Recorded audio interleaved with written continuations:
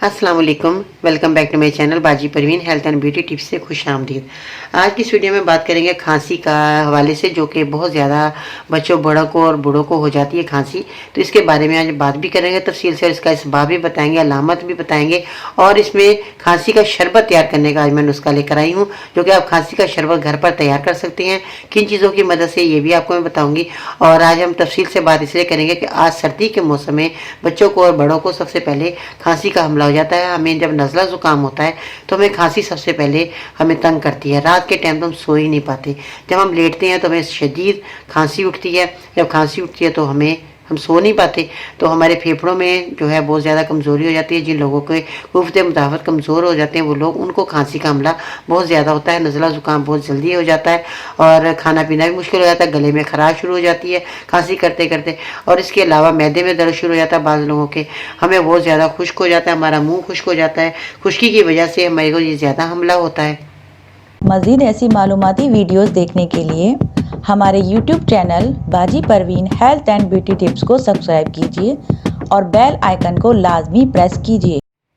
बच्चे जो होते हैं वो खांसी करते करते बलगम जो है कभी कभी अंदर ही निकल जाते हैं, वो बलगम बाहर नहीं निकाल पाते।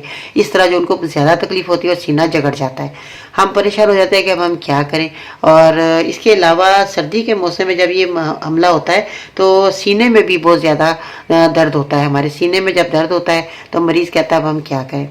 गर्म चीज़ों का आप इस्तेमाल करते नहीं हैं, ठंडी चीज़ें। बाज़ लोग मैंने देखा है कि पंजाब के लोग तो रज़ाइयों में बैठ जाते हैं, कंबलों में बैठे होते हैं और माल्टे खाते हैं, आइसक्रीम खाते हैं।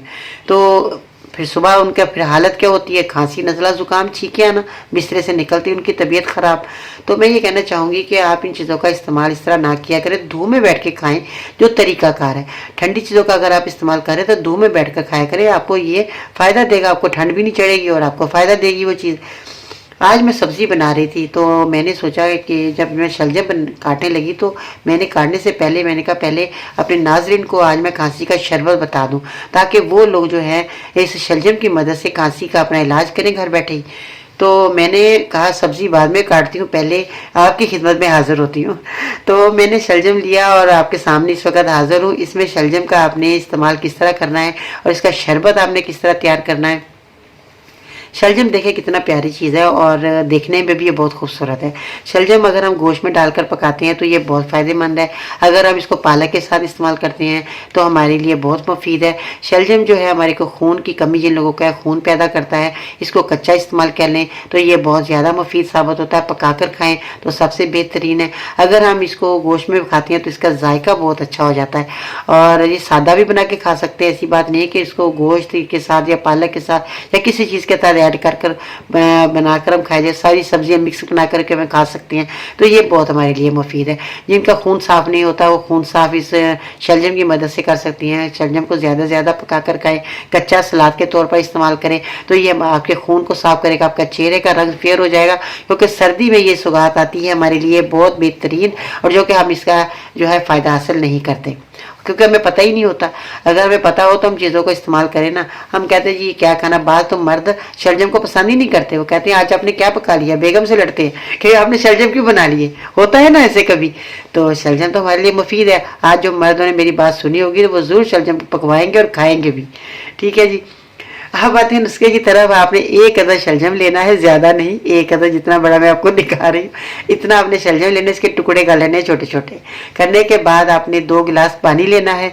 2 गिलास पानी के अंदर इन शलजम को डाल देना है धोकर। ठीक है जी, ऐसे नहीं डाल देने, धोना है। क्योंकि आप शरबत तैयार कर रहे हैं, दवा तैयार कर रहे हैं, इसलिए सफाई का ख्याल रखना है आपने। तो शलजम के टुकड़े करने हैं छोटे छोटे, और उसको आपने 2 गिलास पानी में जब डालेंगे तो उसके अंदर 2 चम्मच आपने, ये चम्मच है आपने 2 चम्मच चीनी डालनी है। ठीक है जी। 2 चम्मच भर कर आपने चावलों, खाने वाले चावल जो हम खाते हैं चावल, उसका जो चम्मच होता है वो आपने लेना, बड़ा वाला, छोटा नहीं लेना। चीनी आपने 2 चम्मच डालें। अदरक का आपने इस्तेमाल करना है इसमें। अदरक देखें हमारे लिए कितनी मुफीद है। अदरक जो है हमारे लिए इतनी मुफीद है कि मैं आपको बता नहीं सकती। कि इसको सब्जियों में ज़्यादा से ज़्यादा इस्तेमाल करें, गोश्त में ज़्यादा इस्तेमाल किया करें। गर्मी सर्दी आप इसको ज़्यादा इस्तेमाल किया करें, आपके जोड़ों के लिए, आपके पट्ठों के लिए, आपके जो है और भी आपका जो निज़ाम है गैस का, पेट का निज़ाम जो है बहुत ज़्यादा जिनका ख़राब होता है, अदरक का ज़्यादा से ज़्यादा इस्तेमाल किया करें। चले जी, अदरक के 2 का टुकड़ा आपने लेना है और 2 गिलास पानी में इसको डाल देना है। शलजम को भी डाल देना है, चीनी को भी डाल देना, साथ ही अदरक को भी डाल देना। छोटे छोटे टुकड़े करने हैं और डाल देने। जब ये पानी आपका पकना शुरू हो जाए, हल्की आंच पे पकाना है, 1 गिलास रह जाए तो आपने इसको ठंडा कर लेना, थोड़ा नीम ठंडा कर ले, ज़्यादा गर्म ना हो। तो आपने इसको ग्राइंड करना है, शलजम को भी साथ में, चीनी को भी, अदरक को भी ग्राइंड करना अच्छे तरीके से। जब ये ग्राइंड कर लेंगे तो आपने इसको छान लेना है। छन्नी की मदद से आपको इसको छान कर मरीज़ को पिलाएं। आप यकीन जाने इतना मज़े का शरबत भी बन जाएगा और मरीज़ को भी फ़ायदा हो जाना शुरू हो जाएगा। 2 टाइम आपका 1 गिलास होगा, 2 टाइम आप, आधा गिलास सुबह, आधा गिलास शाम। इतना मज़े का शरबत लगेगा, मरीज़ की खांसी हमेशा हमेशा के लिए ख़त्म हो जाएगी। अब आपको बाज़ार में कोई शरबत लेने की ज़रूरत नहीं पड़ेगी, ना किसी डॉक्टर के पास जाने की ज़रूरत पेश आएगी, क्योंकि ये मैंने खुद तैयार किया, मुझे बहुत अच्छा लगा। तो शलजम जब काटते मुझे याद आया क्यों ना मैं अपने नाज़रीन को भी क्यों ना शरबत बनाकर जो है बनाकर बताया जाए कि वो बनाएं और इस्तेमाल करें। तो इन चीज़ों का आप इस्तेमाल करें, कुदरती चीज़ों का इस्तेमाल करें, आपको क्यों नहीं फ़ायदा होगा, ज़रूर फ़ायदा होगा। आपकी सांस में जो तंगी हो रही है वो ठीक हो जाएगी। आपका जो मुश्किल से सांस लिया जा रहा है, फेफड़ों में ज़रा जोर पड़ता है, आप खांसी करते करते आपका बुरा हाल हो जाता है, आँखों में पानी आना शुरू हो जाता है, नाक बहना शुरू हो जाती है। खांसी इतनी यानी कि हमारे लिए ख़तरनाक बीमारी समझ लें कि हम इसको इग्नोर कर देते हैं। हम कहते हैं नहीं, कोई ज़रूरत नहीं, खांसी तो है, थोड़ी सी मामूली खांसी है, मगर आप नहीं इसको मामूली न समझा करें। इससे हमारी बेशुमार बीमारियां जन्म लेती हैं। अगर आप इन शरबत को तैयार करके रख लेते हैं तो आपके लिए बहुत फ़ायदेमंद है।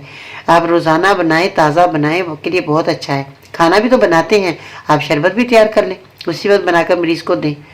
तो नीम गर्म आप पिलाएं ताकि मरीज़ को सुकून मिलेगा और शरबत जब वो पिएगा तो खुद कहेगा कि वाकई मुझे फ़ायदा होना शुरू हो चुका है।